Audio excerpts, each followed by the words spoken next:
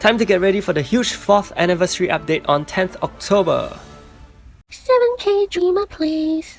Hi guys, welcome back to my channel. We'll be looking at a few things that happened last week, including the developers notes, update events, and more importantly how all these are important for the big game change on 10th October, the 4th anniversary update.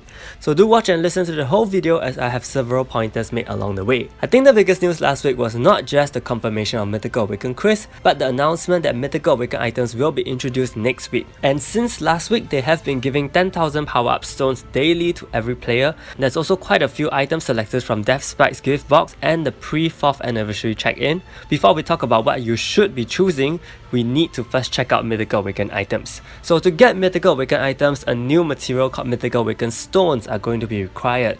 I find it ironic that while currencies are being reduced in the game, they are adding new materials like this, as well as those Awakened Esgar ores. You can get these from daily quests, item raid, and also via item gacha summon. So this is going to definitely take up some slots in your inventory, and also the amount will be subjected to RNG. So I sense that this new material is going to be a new pay-to-win resource just like soul shards. In any case, it is said on the notes that you will need this new material, power-up stones, rubies for polishing of Mythical Awakened items. Now this is what I want to clarify.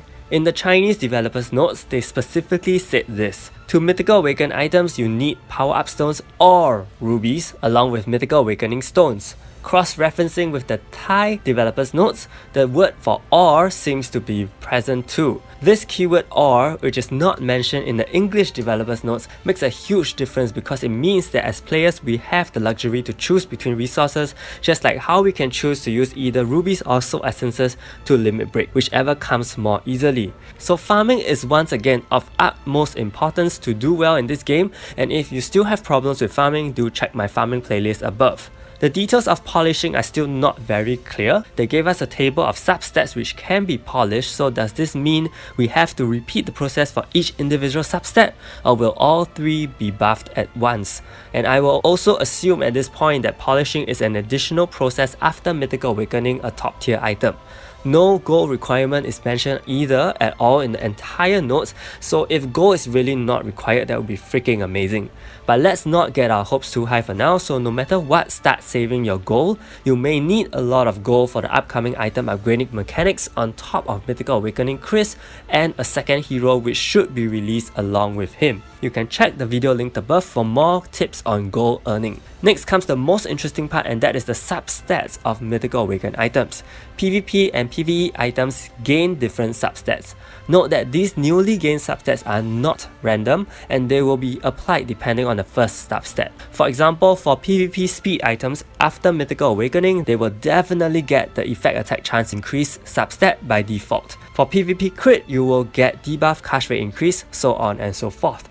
Remember, in the previous developers notes, they said speed will no longer be a big factor in Arena because only one hero with maximum speed is needed. A lot of players told me, great, now all my speed weapons are all useless. But after seeing this, I can assure you they won't be.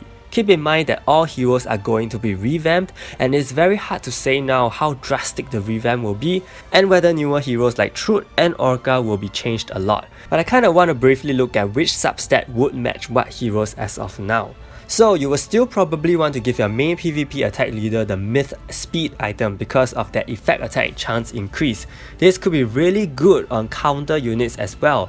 Heroes like Dylan's, Truth and Orca would definitely strongly benefit if their effect attacks do not change too much. And in future, for new heroes who have very beneficial and powerful effect attacks, speed weapons will still be the base you want. For crit and debuff cast rate increase, I think this would go very well with Chris, who I believe will not lose his death debuff casting. So start preparing SS tier crit weapons if you want to put them on Chris. I would also love to say Karma, Rudy, Sylvester, Kiro, Yonhee will all benefit from crit weapons too based on their current skill sets. These heroes rely greatly on CCs, with Kiro and Yonhee hitting 2 targets per basic attack. So they will definitely benefit from having myth crit items along with CC accessories as well. Also, there is no point giving non-mythical awakened heroes any myth speed since they do not have effect attacks, so crit and lethal are the new up and coming substats to have. Myth lethal items decrease skill cooldown upon action. Action is a very unclear term, but based on what they mentioned 2 weeks ago, an action refers to any basic attack or skill. So in this case, Myth Lethal will be very good for heroes who you wish to skill more. This is in line with the Fallout of Old Duel change, which is stated to help increase skill use chance. So lethal heroes paired with this and maybe along with counter attack armor could continuously be lowering their skill cooldown. As of now, I can't recommend any specific heroes for this because it depends on your team composition. If you run CC teams, then I'm sure you will want some deadly heroes to be spamming their CC skills more frequently. But otherwise, I think this could be useful on heroes who have very powerful damage multipliers because, as mentioned before, Lethal's pure effect after the remake is to inflict more damage the lower the enemy's HP. So giving heroes with lots of guaranteed crit attacks and letting them reset these skills ASAP is going to be a potential strategy. Then we look at armor. Myth HP armor honestly sounds potentially broken to me. HP shields every turn, and remember the turn-based system is also getting revamped to become faster, so this really feels cancerous if it works the way I imagine it to be. But we don't know what this proportion is at this point. It could be 30% or 40%, which feels pretty decent. So to maximize the utility of this item, you are probably going to want a lot of awakened green jewels for those heroes to boost his or her HP stat. Life stealing and healing capabilities stacked with Myth HP armor could also be very viable. Basically, I think for tank heroes this is going to be a must-have, so you should be happy Mythical Awakened Evan, Eileen and Wukong are not out yet because all these mechanic introductions and changes can work in their favor. And with this new shield mechanic, perhaps we may see more heroes with high fixed damage skill sets coming into play as well. Myth counter and Myth block items are slightly less exciting. They just serve to increase damage for counter attacks and reduce damage taken from block. But again, throwing back to the previous developers' notes, the block mechanic is also getting an upgrade, whereby even skills which do guaranteed crit will no longer crit if block rate is 100%, I would assume. So block is also going to be a very viable substat alongside HP depending on the hero used. What about for PvE? Currently, our physical DPS Shane and Taka both use lethal, and lethal will still be very important because there is still a need to make use of the lethal damage multiplier. In this case, Myth Lethal World Boss Fangs are going to boost lethal damage, so if anything I would say Shane's weapons are a priority to Mythical Awaken first. However, like I mentioned in my Shane Master Guide, Shane sometimes uses speed as well, and Myth PvE Speed Fangs are going to give her a basic attack damage increase, which means for those of you who run counter and speed lethal Shane, she is going to do a lot more with her effect attack. Spina is going to be using Myth Crit, so she will get a crit damage boost, which is also fair. Myth, PvE, HP and block armor are both simply providing sustenance to heroes by giving them the effect of auto healing per turn and by blocking respectively, which is very beneficial for your frontline units, and you don't have to be afraid of them dying. But that said, I don't think this is an immediate must-have because assuming you are well equipped right now already, technically your frontline units will not die easily. So until they release that new PvE mode with potentially challenging bosses, this should not be a necessity. So to prepare for all these must builds, you basically have to start saving on power-up stones